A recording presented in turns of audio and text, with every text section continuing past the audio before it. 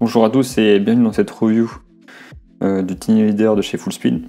Alors, Fullspeed a sorti deux versions de ce Tiny Whip brushless. Une version qui est non HD et une version HD. Donc c'est exactement les mêmes composants qu'il y aura dedans. La seule différence, ça va être au niveau de la caméra. Donc voilà, Fullspeed c'est une entreprise qui est quand même assez bien connue pour faire des éléments de qualité dans ses quads. Ils ont sorti déjà des 2 pouces 5, des 3 pouces qui étaient plutôt de bonne qualité avec des bonnes reviews. Donc là ils sont rentrés dans le monde des Tiny Whip avec directement ces deux versions. Pour commencer, dans la box que vous recevez, vous avez simplement le quad. Il n'y a pas de prop en spare, genre de choses. Il n'y a vraiment que le quad de nu normalement. Donc voilà. Donc si vous le commandez, il ne faut pas hésiter à prendre des petits spares en plus parce que sinon vous risquez d'être un peu embêté. Donc alors je vais commencer par la frame. Donc c'est une frame qui fait normalement 75 mm de moteur à moteur normalement, sauf que c'est pas vraiment le cas quand on mesure parce que c'est pas symétrique. Du coup effectivement ça fait un tout petit peu plus, ça fait plus du 80 mm de moteur à moteur. Bon, c'est pas gênant, ça change pas grand chose. Donc c'est une frame qui est assez originale dans le sens où elle est composée de deux choses. Elle est composée d'une frame là, principale en carbone qui fait 1 mm et de protection d'hélice qui sont directement vissées via 3 vis sur cette frame. Pourquoi ils ont fait ça? C'est principalement pour éviter le washout qu'il y avait dans le Beta 75X ou dans le 65X qui se ressentait vraiment. Là pour le coup c'est totalement absent cette version, ce qui est plutôt assez génial. Donc voilà, et sur la frame vous avez un petit emplacement pour la lipo ici directement. Donc il y a juste deux vis à enlever et vous avez de base un petit composant, un petit élément TPU qui va tenir votre lipo. Donc ça va bien pour toutes les 2S qu'on peut trouver sur le marché, ça rentre plutôt bien, à chaque fois c'est plutôt des tailles standards ça. Par contre pour les 3S il y a vraiment des tailles différentes, mais on peut se refaire un petit composant et imprimer une petite pièce en TPU pour pouvoir mettre sa lipo 3S. La canopie, elle est aussi en TPU, elle permet de tenir la caméra et de protéger légèrement les éléments, l'AFC et l'ESC, et de tenir en même temps pour la version non HD l'antenne du VTX et pour la version HD le son, le capteur de son. Donc elle est vraiment jolie, le design est plutôt sympa.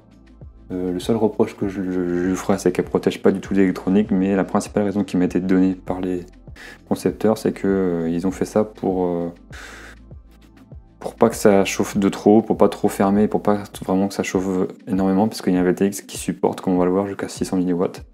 Donc c'est plutôt assez intéressant. Pour les hélices, c'est des hélices classiques 40 mm. C'est exactement les mêmes qu'il y a sur le Beta 75X, donc là il n'y a rien de particulier à ce niveau-là.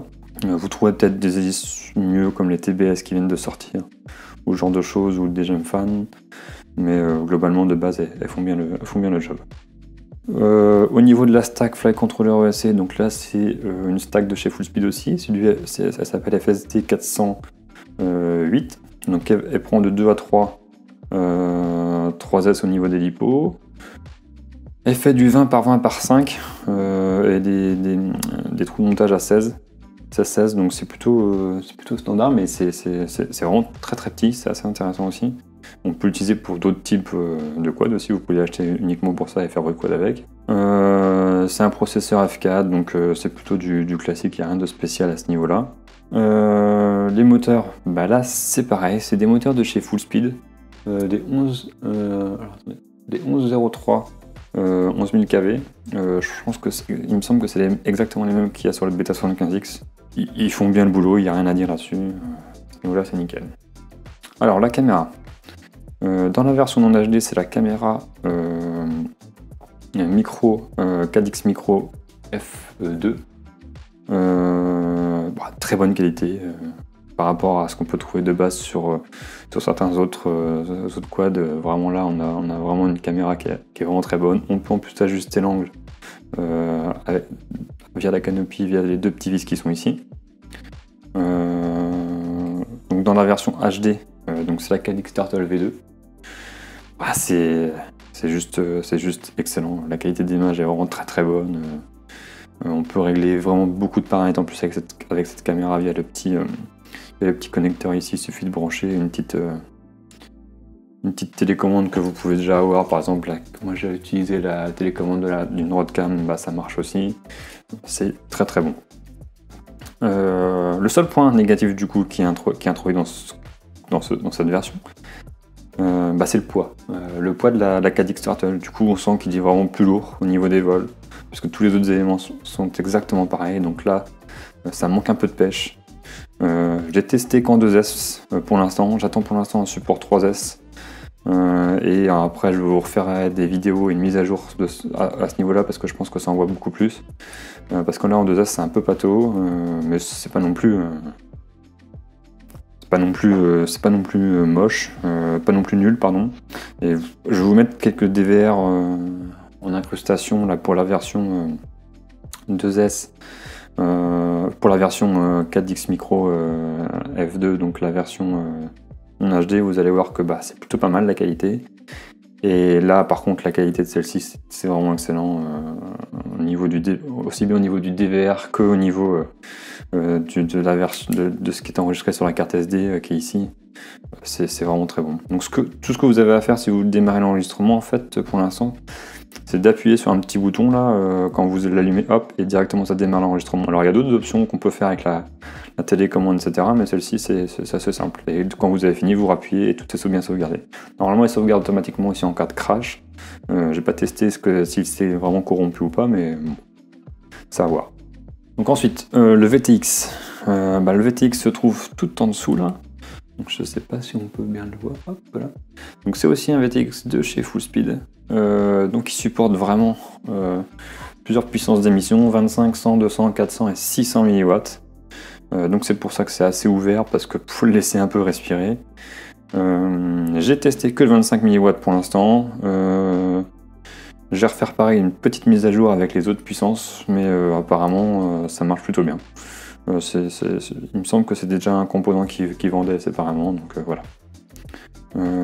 Et en plus de base, par contre, il est bridé, je crois. Donc il y a une petite manip à faire, donc je vous écrirai ça un petit peu plus tard, comment le faire pour le débrider. Au niveau du receiver, donc là, c'est du FR Sky que j'ai sur ces 2 versions. Donc c'est aussi un receiver maison qu'ils ont fait, qui supporte que le mode D8. Bon, c'est pas transcendant, mais il fait bien le job. J'ai pas eu de fail CF, vraiment aussi de bonne qualité, j'ai l'impression. Donc au niveau du contenu de la box, donc je lis un intro, vous n'avez pas grand chose dedans, donc je vous conseille de reprendre si vous le commandez d'autres éléments en même temps. Au niveau des spare parts, donc là c'est pareil, vous allez tout trouver sur le site de Fullspeed, donc si vous cassez quelque chose, c'est vraiment pas un problème.